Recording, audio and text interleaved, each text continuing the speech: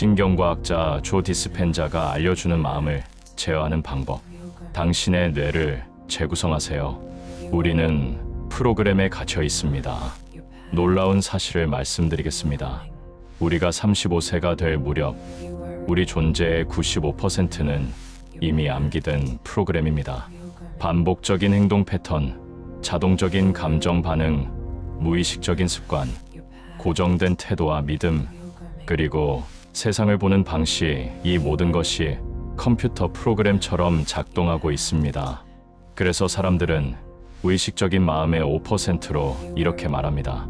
나는 건강해지고 싶어. 나는 행복해지고 싶어. 나는 자유로워지고 싶어.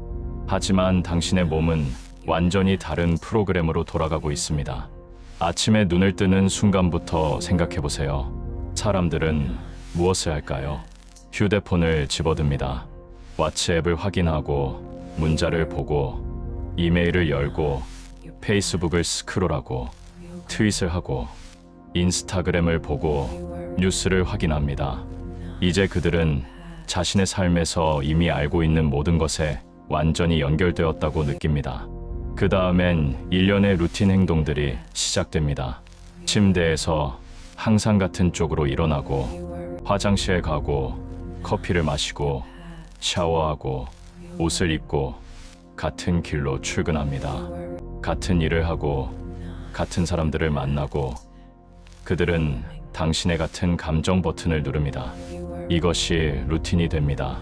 그리고 프로그램처럼 작동하기 시작합니다. 이제 당신은 프로그램의 자유의지를 잃었습니다. 그리고 이것을 당신에게 하는 보이지 않는 손은 없습니다. 당신 스스로가 하고 있는 겁니다. 변화가 어려운 진짜 이유. 변화의 시간이 오면 이 반복적인 사이클의 중복성이 잠재의식 프로그램이 됩니다. 대부분의 사람들은 위기를 기다립니다. 트라우마, 질병, 진단을 기다립니다. 상실이나 비극이 와서 마음을 바꾸도록 만들기를 기다립니다. 제 메시지는 간단합니다. 왜 기다리나요? 당신은 고통과 괴로움의 상태에서 배우고 변화할 수 있습니다. 아니면 기쁨과 영감의 상태에서 배우고 변화할 수 있습니다. 지금 멋진 일이 일어나고 있습니다. 사람들이 깨어나고 있습니다. 만약 당신이 미래의 비전으로 정의되지 않는다면 당신은 과거의 오래된 기억들에 남겨집니다. 그리고 당신의 삶은 예측 가능해질 것입니다. 생각과 감정이 당신의 존재 상태를 만듭니다. 당신이 어떻게 생각하고 어떻게 느끼는가가 당신의 존재 상태를 만듭니다. 눈을 감고 어떤 행동을 정신적으로 리허설한다고 생각해보세요. 만약 당신이 진정으로 현재에 존재한다면 뇌는 당신이 상상하는 것과 실제로 경험하는 것의 차이를 알지 못합니다. 그러면 당신은 뇌에 신경학적 하드웨어를 설치하기 시작합니다. 마치 그 사건이 이미 일어난 것처럼 보이도록 말입니다. 이제 당신의 뇌는 더 이상 과거의 기록이 아닙니다. 이제 그것은 미래의 지도입니다. 그리고 계속해서 그런 식으로 준비하면 하드웨어가 소프트웨어 프로그램이 됩니다.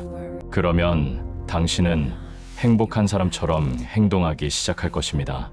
가장 어려운 부분은 무엇일까요? 실제 경험보다 앞서 미래가 어떻게 느껴질지 감정적으로 우리 몸에 가르치는 것입니다. 변화의 불편함을 받아들이세요. 변화에서 가장 어려운 부분은 전날과 같은 선택을 하지 않는 것입니다. 그게 전부입니다. 그리고 다른 선택을 하기로 결정하는 순간 준비하세요. 왜냐하면 불편할 것이기 때문입니다. 만약 당신이 하루에 6만에서 7만 개의 생각을 한다면 실제로 우리는 그렇게 합니다. 그리고 그 생각의 90%가 전날과 같은 생각이라면, 그리고 당신이 당신의 생각이 당신의 운명과 관련이 있다고 믿는다면 당신의 삶은 크게 변하지 않을 것입니다.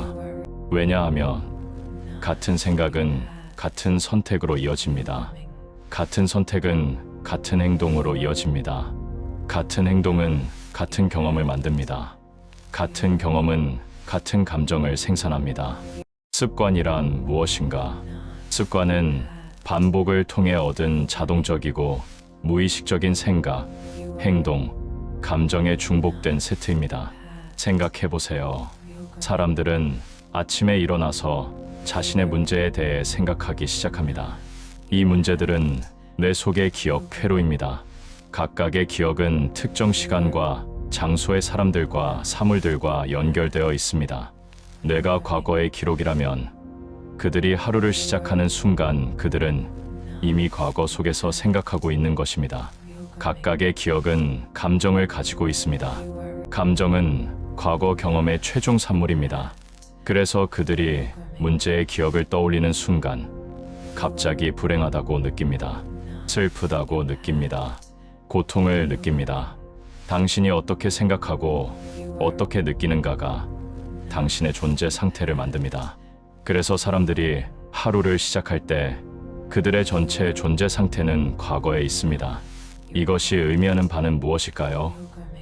익숙한 과거는 조만간 예측 가능한 미래가 될 것입니다.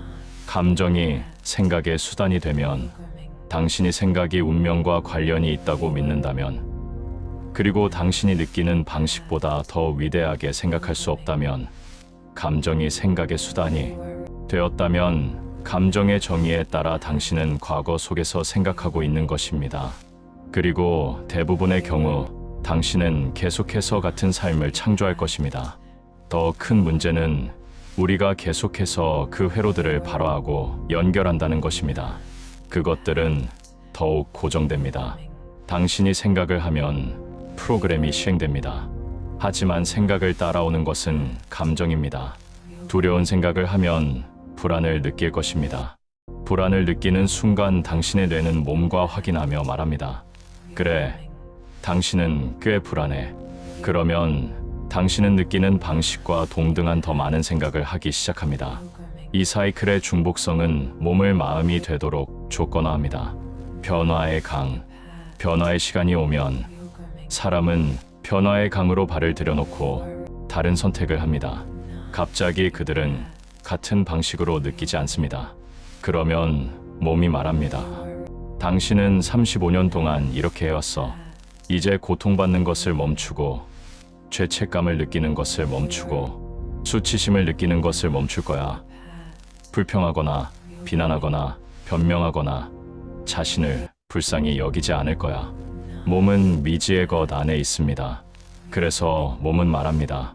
익숙한 영역으로 돌아가고 싶어. 몸은 마음에 영향을 미치기 시작합니다.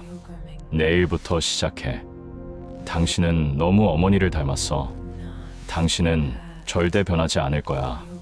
이건 당신에게 효과가 없을 거야. 이건 옳지 않아.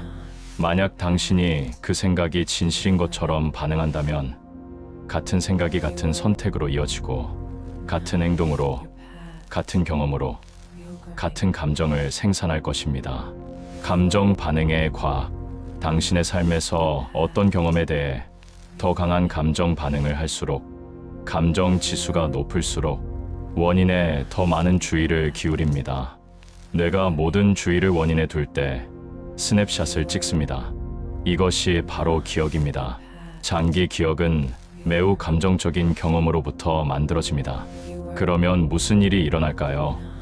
사람들은 그 경험의 회로 내에서 신경학적으로 생각하고 그 감정의 경계 내에서 화학적으로 느낍니다. 누군가나 무언가에 감정적 반응을 할 때 대부분의 사람들은 감정 반응을 통제할 수 없다고 생각합니다. 하지만 만약 당신이 그 감정 반응이 몇 시간이나 며칠 동안 지속되도록 허용한다면 이것은 불응 기간이라고 불립니다. 그것은 기분이라고 불립니다. 누군가에게 물어봅니다. 무슨 일이야?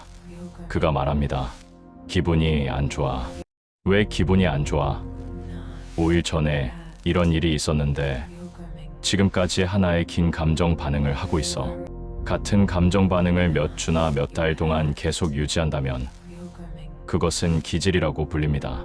왜 그는 그렇게 씁쓸해? 모르겠어. 물어봐. 왜 그렇게 씁쓸해? 9개월 전에 이런 일이 있었거든. 같은 감정 반응을 몇 년 동안 계속 유지한다면 그것은 성격 특성이라고 불립니다. 샵샵샵 감정 반응의 불응 기간을 단축하는 법. 감정 반응의 불응 기간을 단축하는 법을 배우는 것. 이것이 진정한 작업이 시작되는 곳입니다. 사람들이 어떤 사건을 겪으면 그들은 계속해서 그 사건을 떠올립니다. 왜냐하면 스트레스 호르몬의 감정들, 생존 감정들이 말하기 때문입니다. 다시 일어날 경우를 대비해서 주의를 기울여라. 당신이 오래된 자아의 생각, 행동, 감정에 익숙해지면서 당신은 그 오래된 자아를 은퇴시키고 있습니다. 새로운 생각을 발화하고 연결하고 새로운 감정 상태로 몸을 조건화할 때 충분히 여러 번 하면 그것이 당신에게 익숙해지기 시작할 것입니다. 정원을 가꾸든 마음을 가꾸세요. 정원을 심는 것과 같습니다. 정원을 심으려면 잡초를 제거해야 합니다. 작년의 식물들을 뽑아내야 합니다. 위로 떠오른 돌들, 이것들은 우리의 감정적 블록과 같습니다. 제거되어야 합니다. 흙은 부드럽게 되고 분해되어야 합니다. 새로운 정원을 심을 공간을 만들어야 합니다. 우리는 불편할 때 우리 자신과 다른 사람들에 대해 가장 많이 배웁니다. 스트레스의 진실. 자연의 모든 유기체는 단기 스트레스를 견딜 수 있습니다. 사슴이 코요테 무리에게 쫓깁니다. 코요테를 앞지르면 다시 풀을 뜯으러 갑니다. 사건은 끝났습니다. 스트레스의 정의는 당신의 뇌와 몸이 균형, 항상성에서 벗어났을 때입니다. 스트레스 반응은 몸이 선천적으로 질서로 돌아가기 위해 하는 것입니다. 당신이 도로를 운전하고 있는데 누군가 끼어듭니다. 브레이크를 밟고 욕을 하고 다시 진정합니다. 사건은 끝났습니다. 모든 것이 정상으로 돌아옵니다. 하지만 만약 동굴 밖에서 기다리는 포식자가 아니라 바로 옆에 앉아 있는 동료라면 어떨까요? 하루 종일 그들이 당신의 감정 버튼을 누르기 때문에 당신은 그 화학물질들을 켭니다. 스트레스 반응을 켜고 끌 수 없다면 이제 당신은 질병으로 향하고 있습니다. 자연의 어떤 유기체도 그렇게 오랜 기간 동안 비상 모드에서 살 수 없기 때문입니다. 과학적 사실입니다. 스트레스 호르몬은 유전자를 하향 조절하고 질병을 만듭니다. 생각의 힘. 인간은 심피질의 크기 때문에 생각만으로도 스트레스 반응을 켤 수 있습니다. 우리는 우리의 문제에 대해 생각하고 그 화학물질들을 켤 수 있습니다. 그것은 우리의 생각이 우리를 아프게 만들 수 있다는 의미입니다. 그렇다면 우리의 생각이 우리를 아프게 만들 수 있다면 우리의 생각이 우리를 낫게 만들 수도 있을까요? 대답은 절대적으로 그렇습니다. 실천하세요. 이제 당신은 알았습니다. 당신의 뇌를 재구성하는 것은 가능합니다. 매일 아침 눈을 뜨기 전에 5분만 시간을 내세요. 미래를 상상하세요. 당신이 되고 싶은 사람을 시각화하세요. 그 감정을 느껴보세요. 뇌는 차이를 모릅니다. 당신이 진정으로 현재에 있다면 상상과 현실은 같습니다. 오래된 습관을 버리세요. 불편함을 받아들이세요. 감정 반응의 불응 기간을 단축하세요. 당신은 과거의 기억이 아닙니다. 당신은 미래의 가능성입니다. 이것이 신경과학이 우리에게 가르쳐준 가장 강력한 진실입니다. 변화는 가능합니다. 지금 이 순간부터 시작하세요.